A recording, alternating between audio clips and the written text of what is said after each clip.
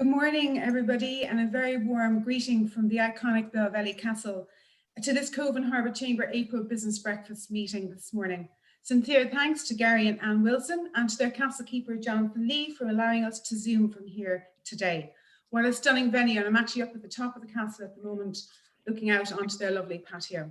A big welcome to our guest speaker, Minister for Foreign Affairs and Defence, Mr. Simon Coveney, to our public representatives and invited guests, our own council members, and of course our valued sponsors of this breakfast series, the Port of Cork, represented here today by Mr. Conor Moulds. I encourage you to use the chat function to ask questions throughout the session, and please note that this is being recorded and will be on our Chamber website.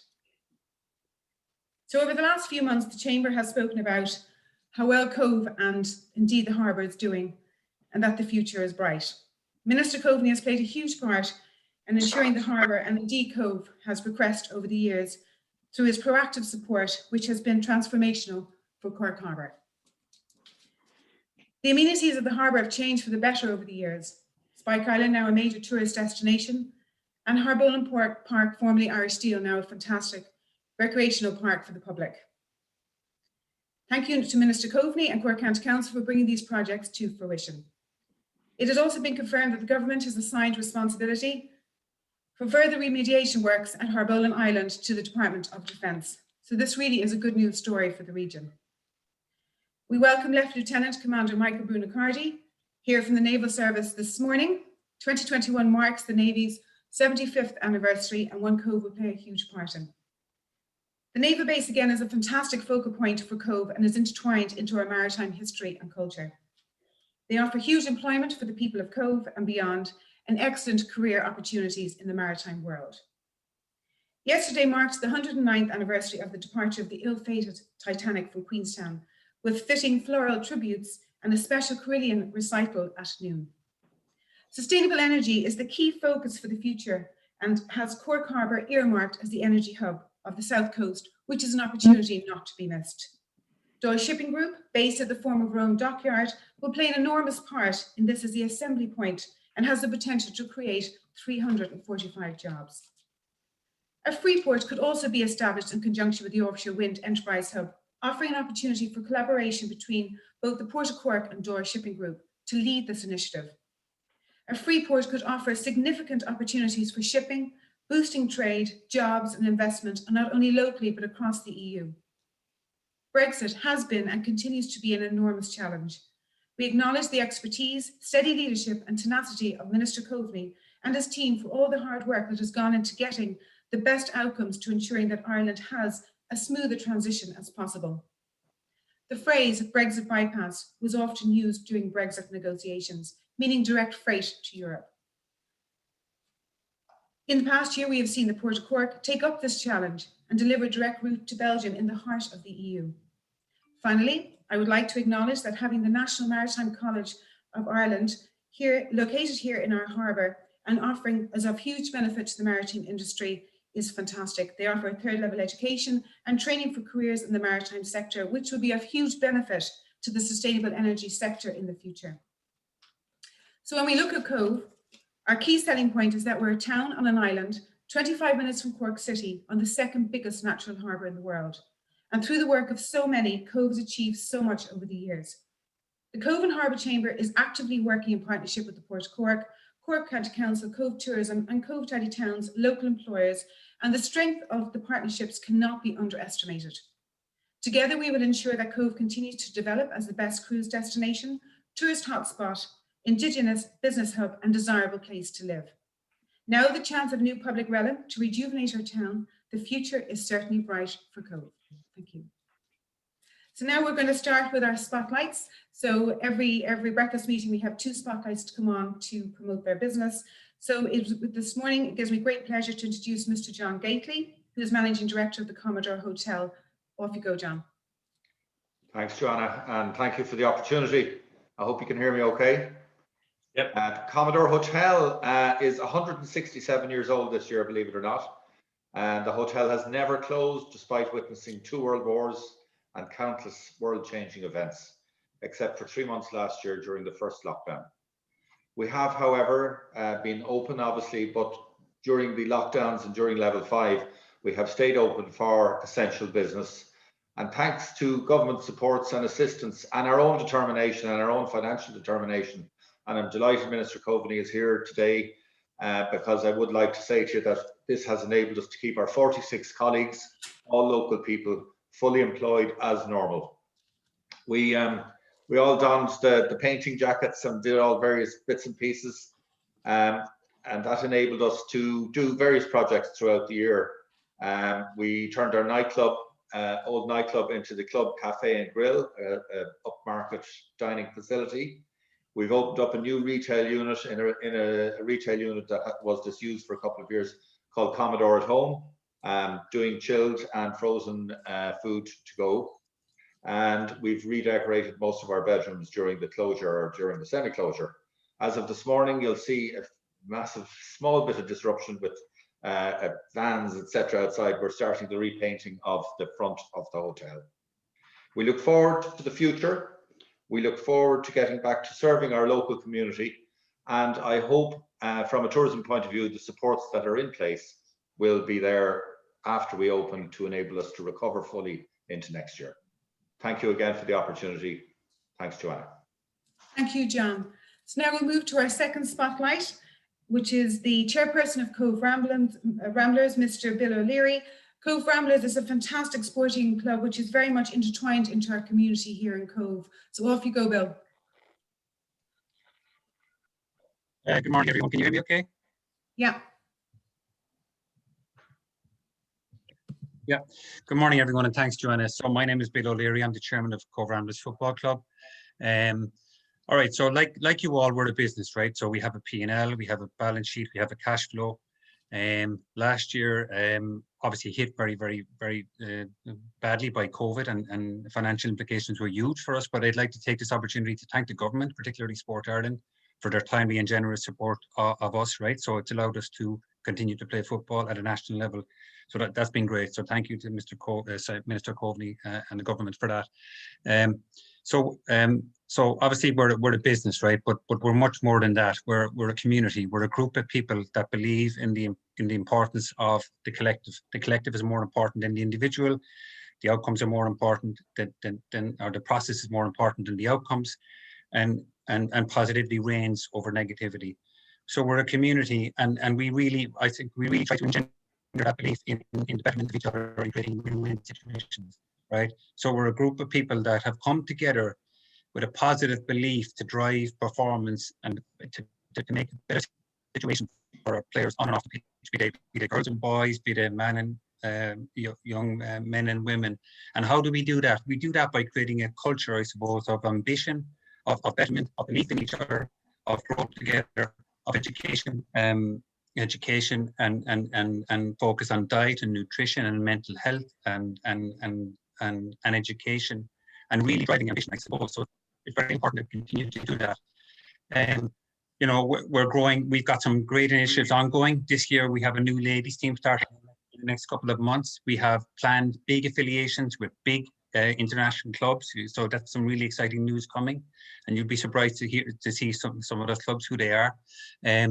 We have our sports capital grant, which is focused on the upgrade of our sports facility, which is in process. And we also have a centenary year next year, which is be celebrated in a really positive light.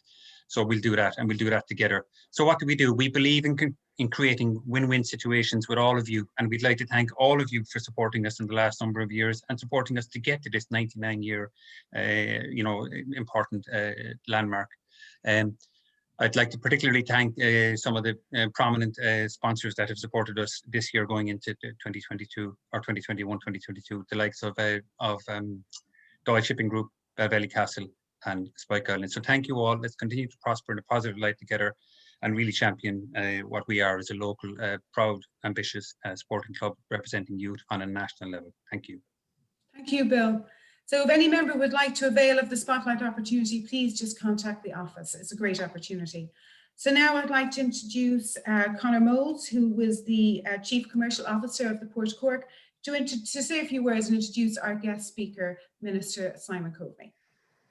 Thank you, Johanna. Thank you very much. Good morning and welcome to the fourth event in the Cobh and Harbour Chamber breakfast series, which we, the Port of Cork, are very proud to sponsor. I'm delighted to have the opportunity this morning to welcome our guest speaker and TD for Cork South Central, Minister Simon Coveney, Minister for Foreign Affairs and for Defence. Minister Coveney has more than 20 years' experience in politics, working on behalf of the people who elected him at local, national and at European level. Minister Coveney was one of the youngest TDs elected to the Dáil, aged 26, when he won the Cork South Central seat in 1998. More recently, he has served as Taoiseach and Minister for Foreign Affairs and Trade with responsibility for Brexit. He has also held positions as Minister for Agriculture, Food and for the Marine, as well as Minister for Housing, Planning, Community and Local Government. Minister Coveney is no stranger to Cork Harbour and has been a huge supporter of all things maritime, including the NMCI, UCC's Beaufort, the Naval Surfers, and indeed the Port of Cork. He has also shown great backing for the marine leisure industry in Cork Harbour, as well as local tourism. He has been a huge advocate for Spike Island and the recently opened amenity park in Hull. Minister Coveney recognises the potential for Cork Harbour now and into the future. And as we look towards welcoming back the cruise industry when it's safe to do so, and look to new opportunities such as those in the offshore wind sector and the prospects that that will bring to the harbour area. It is an honour to have Minister Coveney here with us this morning and to share his thoughts and his aspirations for both Cobh and for Cork Harbour. Minister Coveney, you are very welcome.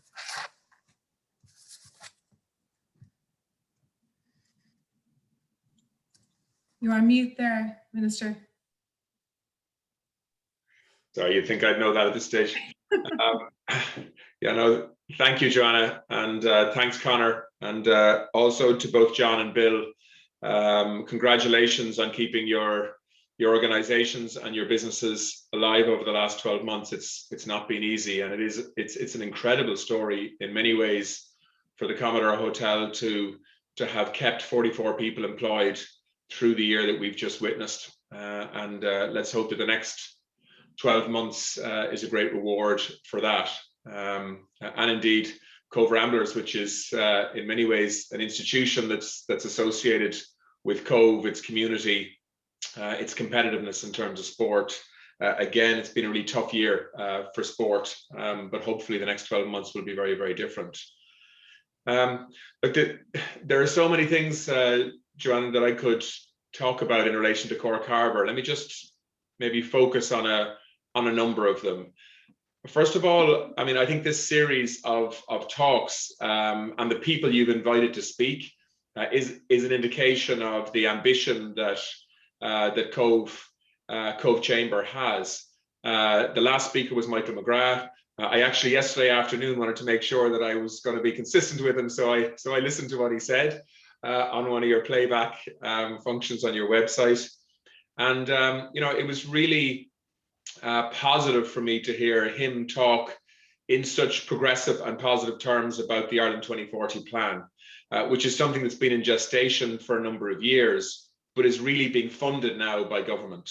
And effectively what that plan is about reshaping the country in terms of where we live, how we live, and designating nodes of population growth that can counterbalance the domination of Dublin really over the last number of decades.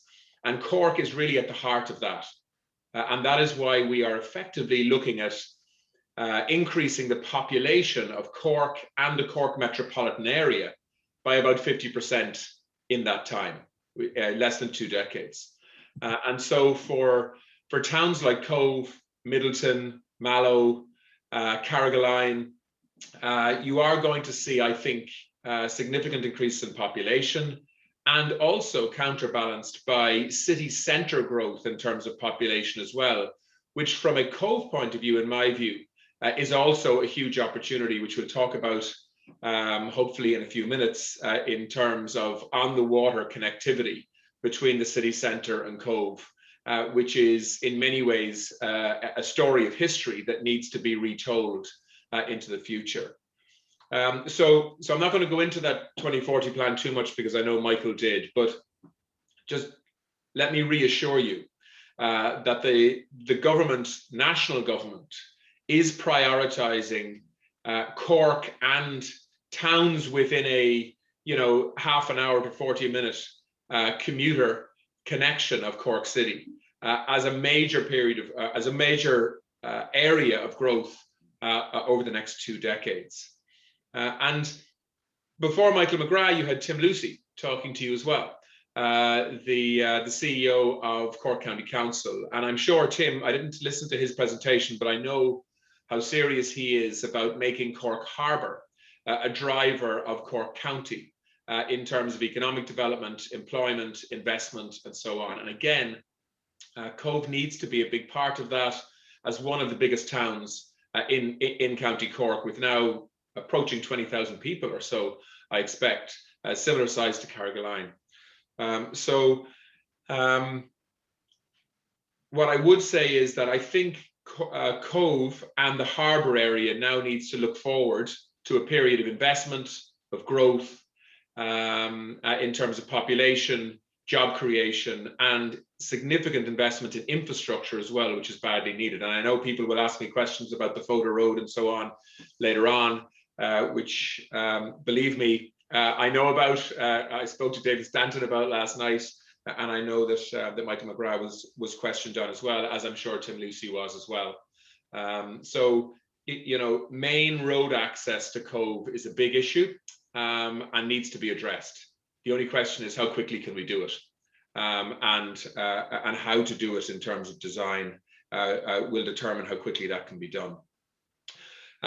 In terms of what's going to drive the investment and the employment in Cobh as a town and on Great Island more generally, I do think that the level of ambition around offshore energy is really going to take a lot of people by surprise nationally in terms of what's going to happen out of Cork Harbour over the next 5 to 10 to 15 years.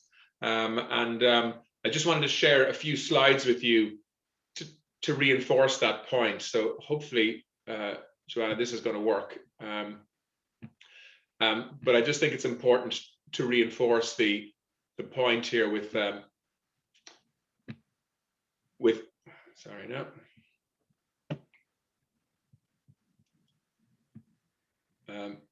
Yeah, I just wanted to. There is a recently published document called Ready to Float Offshore Wind, which is essentially a post-2025 vision for what Cork Harbour can become as a national and international centre for offshore wind servicing and assembly. And just to give you a sense of why Cobh is at the centre of all of this, like so many things, whether it's marine tourism, marine leisure, marine energy, or maritime history, Cobh at the centre of Cork Harbour really tells a story as the most significant population source in the middle of Cork Harbour, but also right at the heart of the harbour itself. And if you look there at the potential for green hydrogen, power generation in Cork Harbour, the potential for servicing and building these enormous wind turbines that are going to be placed offshore, both floating and fixed. And if you look at the number of companies that are now talking about investing in this technology, you are talking about many hundreds of millions of euros of investment. And when you look at where that's likely to happen, you see why Cork Harbour is so significant in terms of its location. Not only is it a deep, large harbour, and there aren't many of those, but it's also got significant dockyard capacity to be able to assemble the infrastructure of the scale that we're talking about here. So if you look at the wind turbines in the harbour today, the 4 of them that have been built by pharmaceutical companies, which are large turbines, you're probably talking about turbines 50 or 70% higher than the ones that you're looking at in the harbour. so significantly bigger. So you're talking about huge infrastructure assembly in Cork Harbour, which has the depth to be able to bring those component parts in, to put them together, and the depth to then tow them out of Cork Harbour into a number of these very large wind farms that are being planned. And some of the largest energy investors on the planet,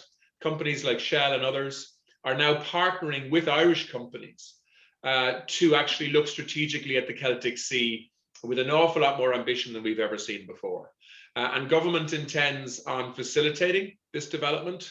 Most of the emphasis to date has been on offshore wind in the Irish Sea because it's easier to do that, shallower water, and nearly all of the projects have been fixed to the seabed.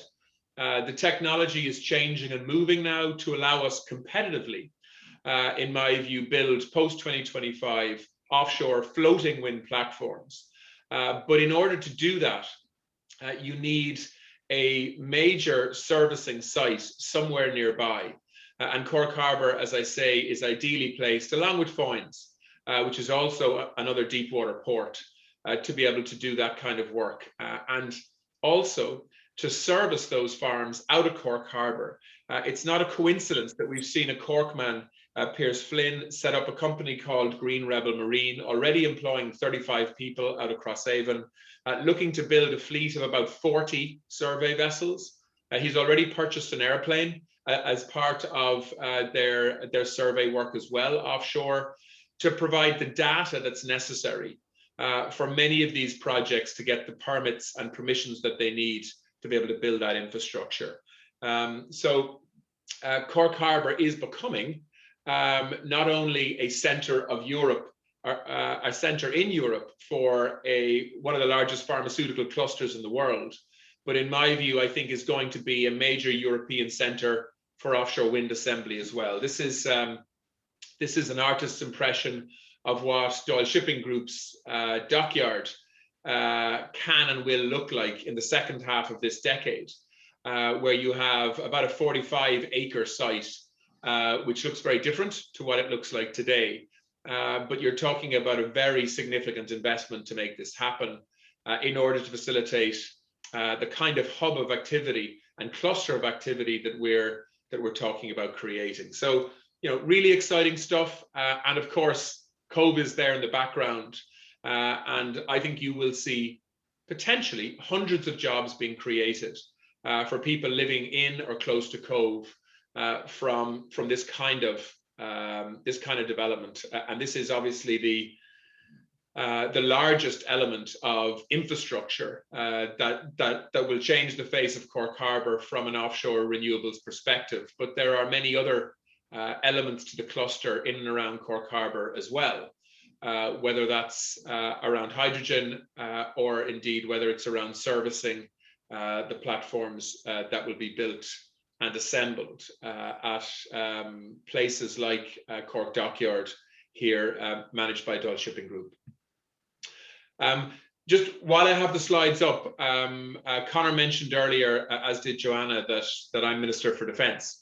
In the last few weeks, I have essentially reacquired half of Haulbowline Island, which had been essentially outsourced to the Department of Agriculture and Marine when I was previously there, to really work on this kind of vision. Now, this was an artist's impression, nearly 10 years ago now, in terms of what Cork Harbour could look like, with Spike Island as a major tourism destination, with Haulbowline Island, with the east tip fully refurbished, a park put in place, and of course the south tip also done, and the former ISPAT site, which now needs to be the focus of attention for significant refurbishment in the years ahead. We have government permission to do that. There was a government decision to spend 65 million euros on Haulbowline Island to make it safe, to refurbish it, and to essentially transform what it looks like looking from Cobh. About half of that work has been done, and the other half is very much in planning now, you'll be glad to hear. And so that's now The park, actually, that's a few months ago now. It's matured, and people are starting to use it in big numbers, even with restrictions. People who live within 5 kilometers of that park have been using it during lockdown very actively. But as and from today, I think you'll see significant increases in numbers of people coming from Carrigaline and indeed from other parts of Cork and hopefully Cobh as well, to enjoy what's been put in place there over the last number of years. And you see in the top left, the dereliction that's still there, that needs another 20 or 30 million euros or so spent on it to make sure that the former ISPAT site at the heart of Haulbowline Island is somewhere where we can all be proud of. And when you look out of the windows from many of your homes in Cobh, it is of a quality that Haulbowline as an island should expect, given its history and its dominance at the centre of Cork Harbour. And this is one of the next projects that we're going to do this year, which is what's called Block 8, which needs significant refurbishment. Many of you will be familiar with the buildings on Haulbowline Island.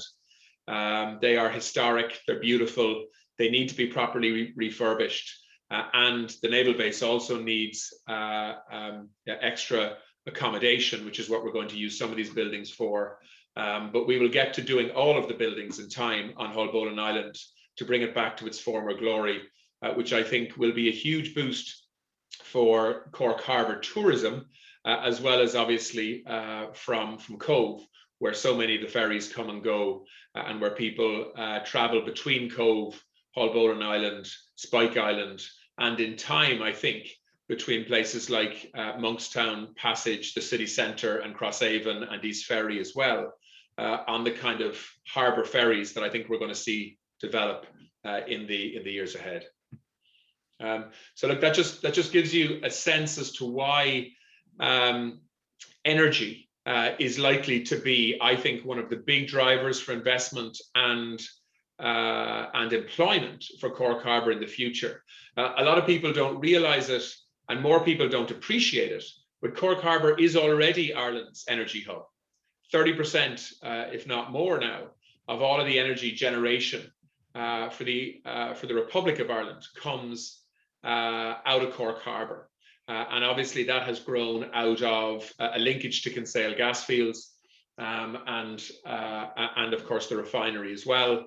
And so I think we will see added to this infrastructure in the future more investment, more development, but this time for clean energy, to actually add to the very significant energy hub and the expertise that we have around that in Cork into the future. So let me just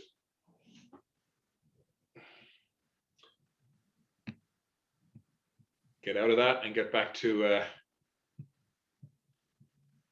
can people see me again now? Yeah. I hope you can. Okay. No, so I just wanted to sometimes pictures tell a story better than I can describe. And you know, I've spoken to Eamon Ryan a lot about this, as well as speaking to quite a number of the partners and companies involved. The next decade for Cork Harbour in terms of clean energy, offshore wind energy, is going to be a really exciting period. And it's one that I think Cobh and Great Island will be right at the centre of. And I just wanted to reinforce that point. And whether it's Green Rebel Marine, whether it's you know, Irish Mainport Holdings, whether it's obviously the Doyle Shipping Group, Simply Blue, DP Energy, the Port of Cork, and a whole series of others. What happens is when you get momentum around a piece of infrastructure like is being planned at the moment, the more and more investment gets drawn to that cluster. And that's what we're seeing starting to happen now. And I've spoken to at least half a dozen companies that are planning to spend tens of millions, if not hundreds of millions of euros during that period that we talked about earlier, which is good news for everybody, whether you run a hotel, whether you run a restaurant, whether you're running a ferry, whether you're running harbour tours, whether you're running Photo Wildlife Park. everything actually benefits from the kind of investment and the level of investment and employment and income increases that come from all of that that we're talking about. Which just brings me on to maybe the more down to earth stuff, which is in order to facilitate the kind of growth in population and indeed in investment that is needed in Cobh, we do need modern infrastructure. And whether it's the main drainage, which is now coming to a close, I'm glad to say.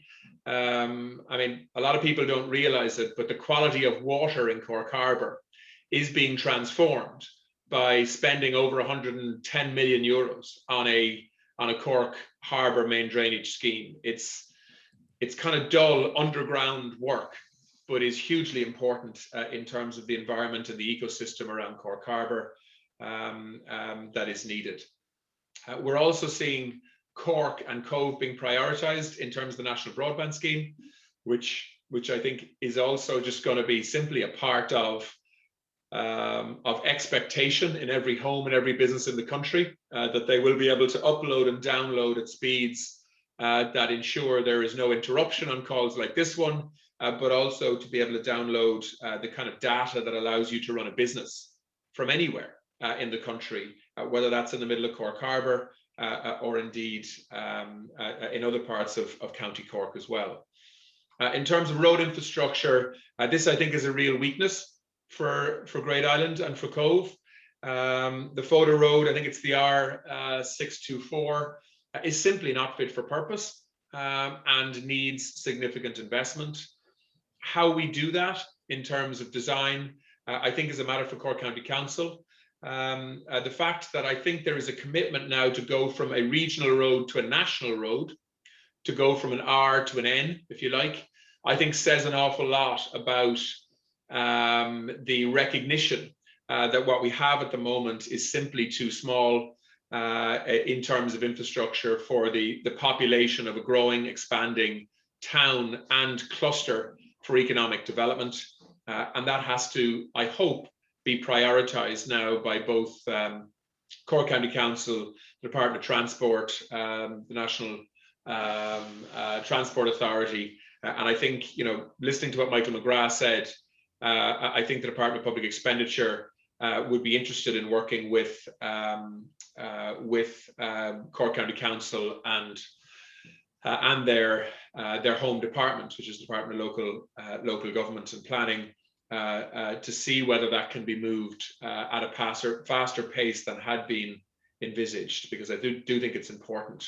I mean, if you look at some of the investment that we looked at on slides earlier, particularly in Cork Dockyard, for example, the road infrastructure simply isn't what it needs to be able to realise that kind of growth potential.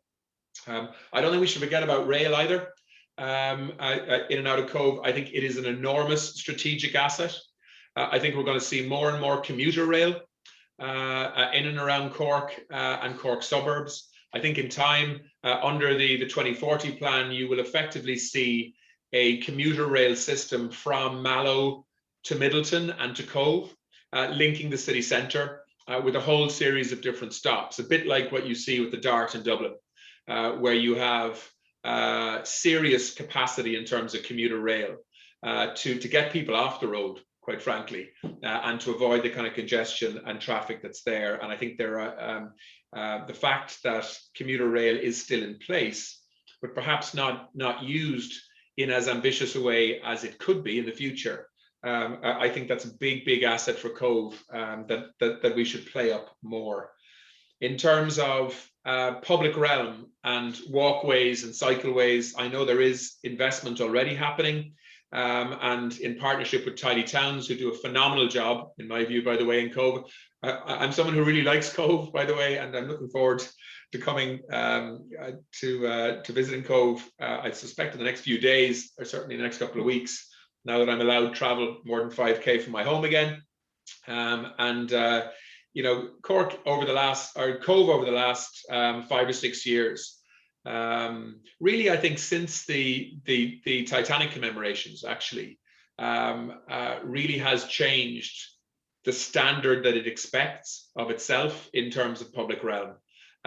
For visitors, the huge numbers that have been coming in on cruise liners up until 2019, I think 200,000 people on cruise liners visited or came in through Cobh in 2019, and about 80,000 crew. So we need to get back to those numbers. It will take time. The cruise line industry has been devastated by COVID, as indeed has the aviation industry, but cruise lines in particular.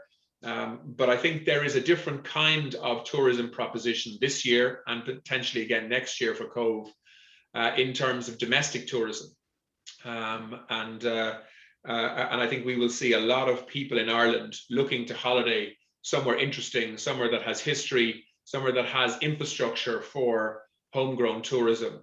And I think Cobh has huge assets there that it should be playing up and selling itself as a place for people from all over the island of Ireland to visit this year. And I really hope that the Commodore Hotel and others in Cobh will benefit from that spend, which I think will happen certainly in July and August of this year. In terms of cycleways and greenways, Michael McGrath said something that I think is true. You know, if you don't have projects that are ready to go, then don't expect them to happen. And what I mean by that is that we are building effectively a greenway around Cork Harbour now that should essentially link Crosshaven to Cobh and everything in between, from Carrigaline to Monkstown to Passage to Rochestown, into Blackrock, into Cork City Centre, back out again, down into East Cork and onto Great Island and out to Cobh. It is an ideal greenway as well as cycleway, and the pieces of it are being put together. And I think we need to make sure that your side of the harbour gets the same kind of priority that, quite frankly, my side of the harbour has got and is getting in terms of new allocations of funding. We are spending an enormous amount of money in this government on walkways and cycleways. And so we need to make sure that that vision of a greenway right around the horseshoe that is Cork Harbour is completed, or certainly has the funding to be completed in the lifetime of this government. And I think that is something that Cork County Council and the community in Cobh should be insisting upon, in the same way that we've done between Crosshaven and Carrigaline, and now are connecting that into the Passage, Monkstown, Rochestown, into Blackrock, along the marina, that whole walkway on the other side of the harbour, which I think is already an enormous success, but I think is going to be an even bigger success in the future. And then that just brings me to water connectivity. There's been talk for many years around water taxis, water ferries, or harbour ferries in the harbour. Hasn't quite happened yet, but I think there is a good chance that it will in the years ahead. And when you look at the destinations that are now being invested in, from Haulbowline Island to Spike Island, which, don't forget, had 75,000 visitors in 2019, which was the last normal year, if you like. And there's no reason why that can't be 120,000 visitors per year. And then you look at the linkage that is possible between Cobh and Crosshaven, Cobh and the city centre, in terms of telling the story of Ireland's tragic history out of Cork Harbour and through Cobh, in terms of immigration. There is a very significant tourism potential for Cork City, linking in with Cobh, building a maritime museum of substance and scale in the city centre, to link in with the story that can be told both on Spike and in Cobh. It is such a rich history, the maritime history of our harbour, that I think it has the capacity to attract many, many more people than is currently the case in terms of tourism numbers. And then, if you want to maybe sum up Cork Harbour in terms of what the vision should be, I think it should be Ireland's maritime capital in terms of shipping activity, in terms of commerce, in terms of maritime history. It should also be Ireland's energy capital, which it already is, by the way, but it can be for renewables offshore as well. And it should be Ireland's marine leisure capital. So everything from sailing to canoeing to other forms of water sports. We should have, and we already have, some blueways around the harbour, but we should have a whole network of blueways that match the greenways that we're investing in as well. And what's so exciting for Cobh and for Great Island is that in all of this, your town and your island is right in the centre of everything. And that is why, and I've held this view for many, many years, that even though I live in Carrigaline and I grew up in Blackrock, the town that has the most potential in and around Cork Harbour for quality of life, for investment, in my view, is Cobh, because of its history and its strategic location, its rail connectivity, hopefully its future improved road connectivity, but its extraordinary vista and location at the heart of one of the most impressive natural harbours on the planet. So I would say better days are ahead. As we move through this pandemic and out the other side, we're seeing modest restrictions being removed today. We'll see more on the 26th of April. And as Michael McGrath said, this time we need to make sure that we don't go backwards again.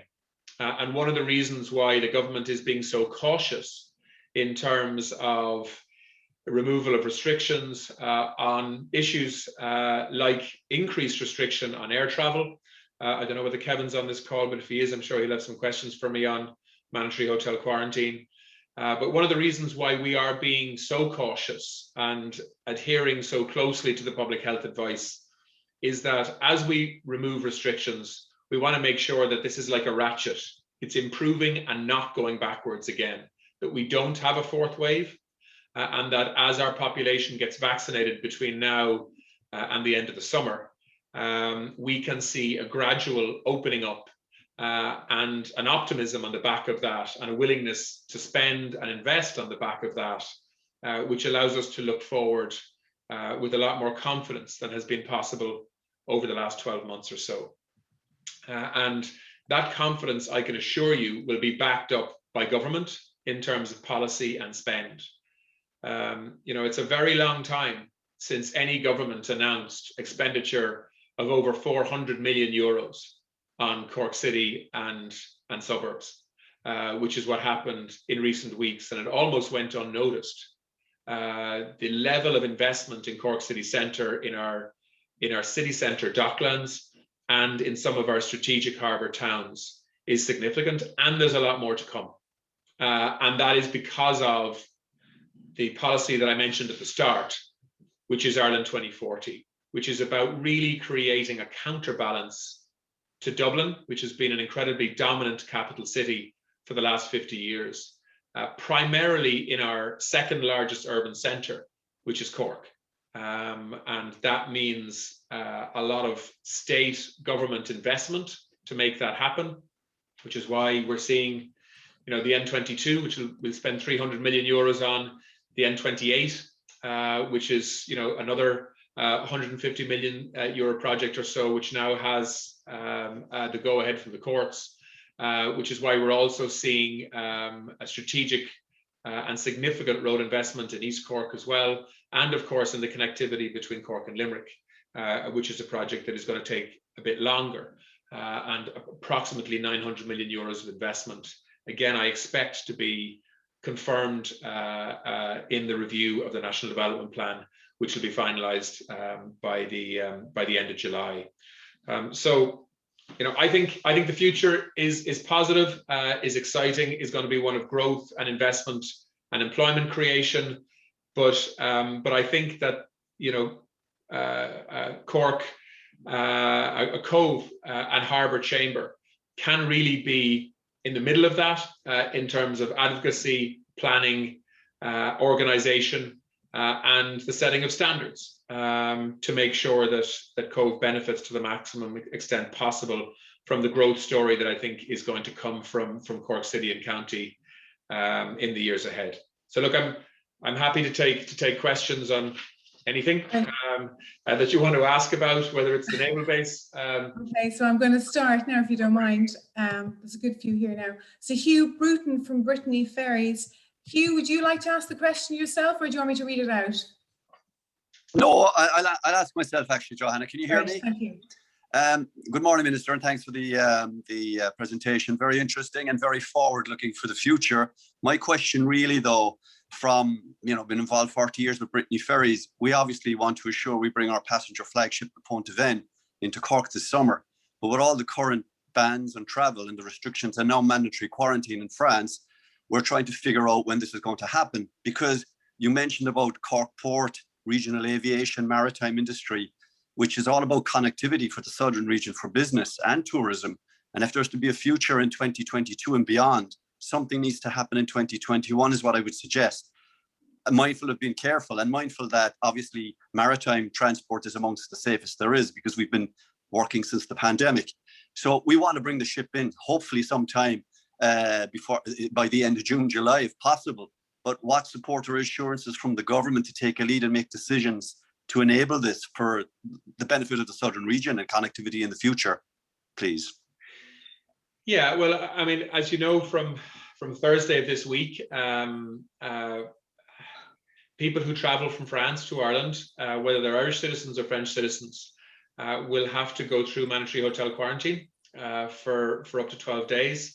I think there was a lot of debate and discussion before we made this decision, because it's not an easy decision to make, and it's certainly not an easy decision to implement.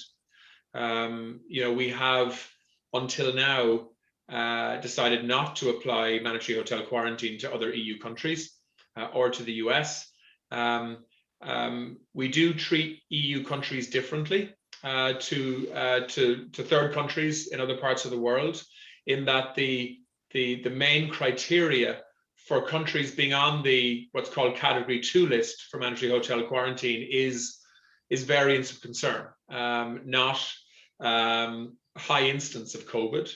So really what we're trying to ensure is that some of the new variants of concerns that have emerged in parts of Europe, in Belgium, in Luxembourg, in Italy, and in France primarily, that they don't find their way into Ireland.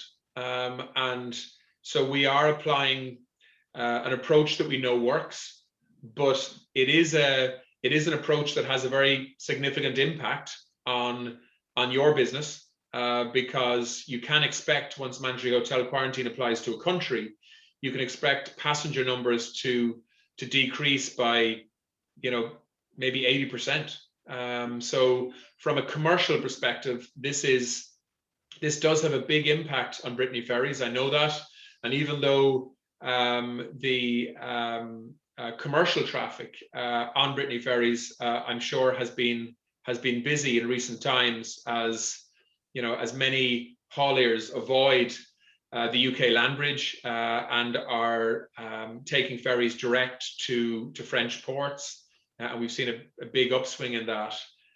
In terms of tourism numbers, and obviously those hauliers are exempt from mandatory hotel quarantine, but in terms of tourism numbers, families coming from France to Ireland via Brittany Ferries, I don't see that happening until there is a decision by government to take France off the mandatory hotel quarantine list, which I think there's a good chance we will have done by midsummer.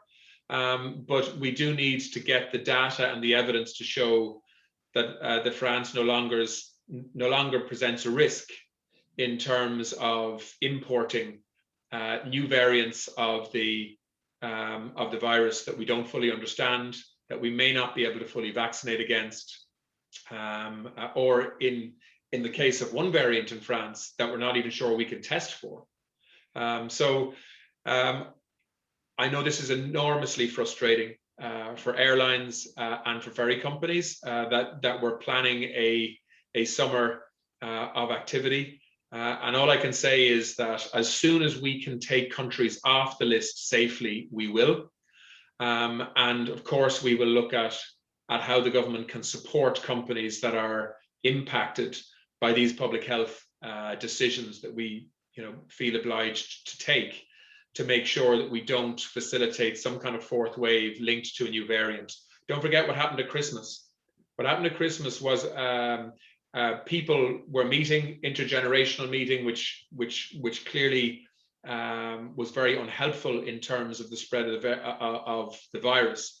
But what really happened over Christmas and the end of December was a new variant came into Ireland from the UK that was much more aggressive, that nobody predicted, and spread at twice the pace of previous variants. And we cannot allow a repeat of that, which is the justification for mandatory hotel quarantine with EU countries. It's also for the States and Canada and and many other third countries as well. But on the EU side, France is obviously the biggest and most impactful decision, and we will take France off the list as soon as we possibly can. But I suspect it'll be that certainly won't happen for a few weeks. We might just move on to the next question. Mark Cullen from the Cork English College. Mark, would you like to ask your question? Thanks a million, Minister Coveney. Thank you very much for a great presentation this morning. I suppose the question I have relates to the English language sector and educational tourism, a sector which I noted my question brings in excess of 800 million euro per annum to the Irish economy. In order for this, with the situation at the moment, quarantines in place, international travel being restricted, the sector alone, well, what I would like to know is if there's any plans being put in place for survival, relaunching and recovering of the sector moving into the future, because our sector alone is not a sector that one can open the door and expect clients in the following week. We're 6 and 12 months ahead.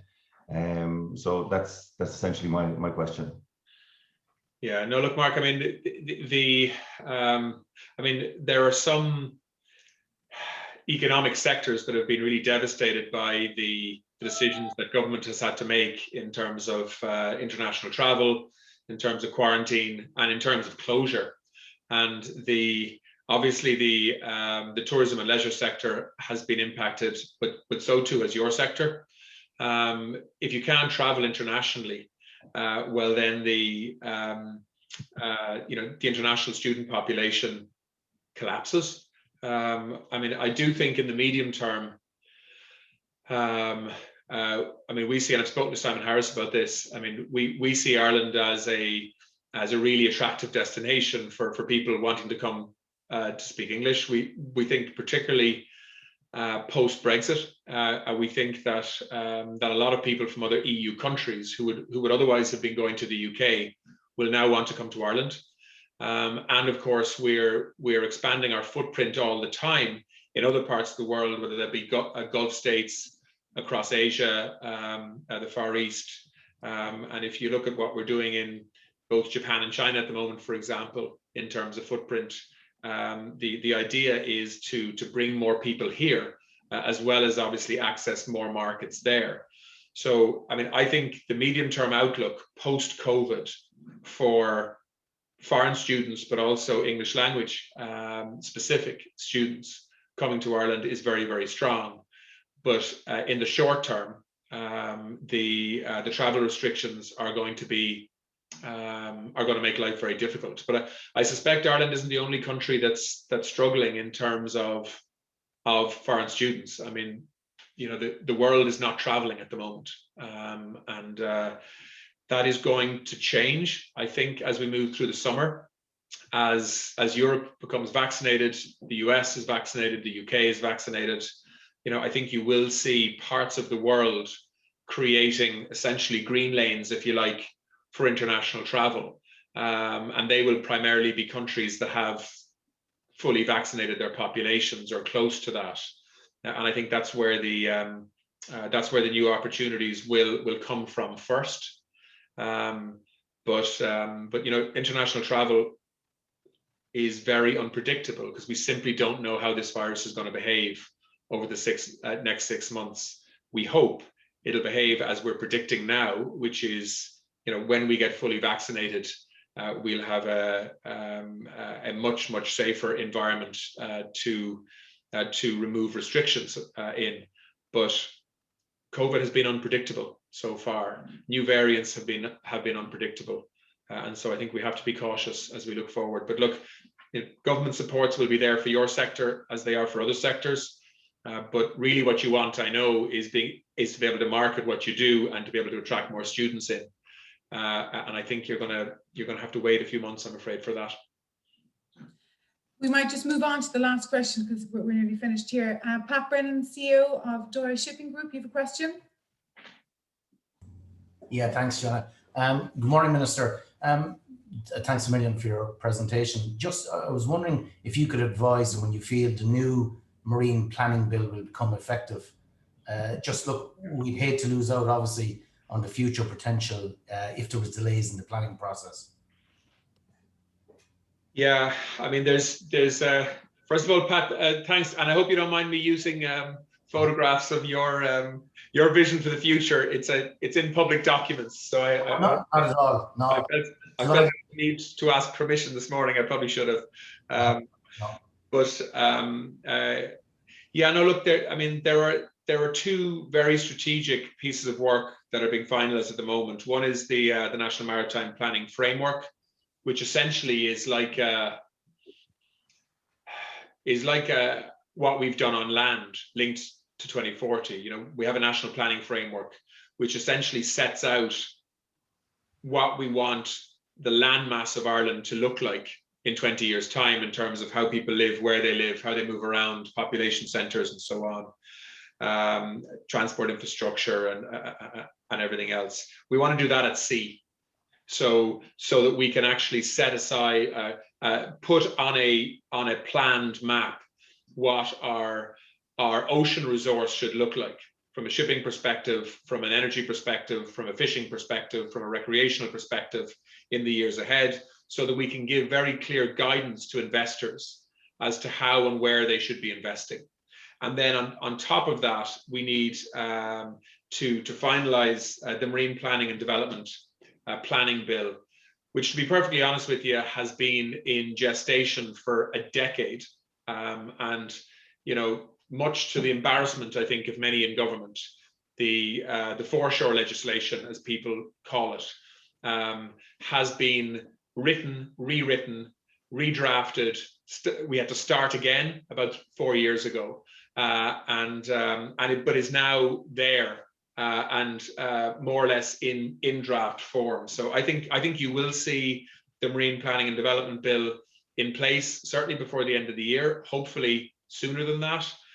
There's a lot of pressure coming from government to make that happen, whether that's coming from the Department of Energy, from the Department of Foreign Affairs, the Department of Planning, the Department of the Taoiseach, the Department of Jobs and Enterprise, because we literally have billions of euros of investment lined up in Ireland for offshore investment.